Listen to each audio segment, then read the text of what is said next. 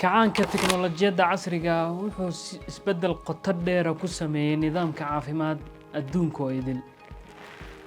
Dhammaadkii qarnigii tagay sagaashamaadkii waxaa adduunka ku baahayay kombiyuutarada.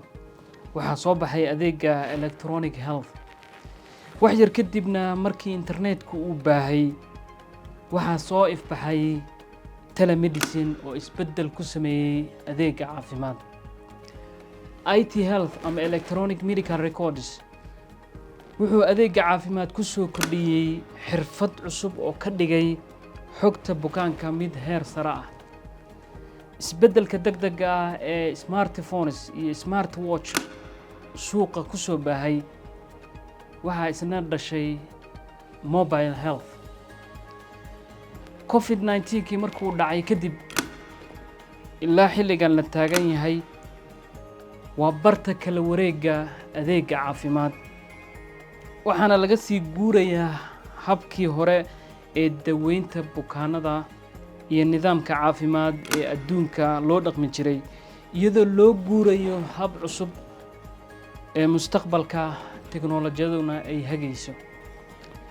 waxaa ka mid ah artificial intelligence ama AI caqliga macmalka ah iyo sida uu uga qayb qaadan karo mustaqbalka adeegga caafimaad.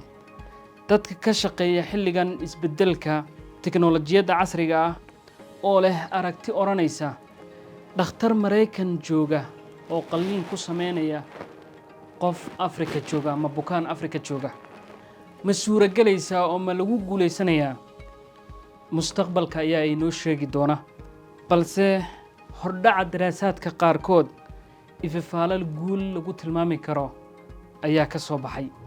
tiknoolajiyadda caafimaadku waxay tiigsanaysaa bukaan guriga jooga in la daweeyo iyadoo la adeegsanayo digital.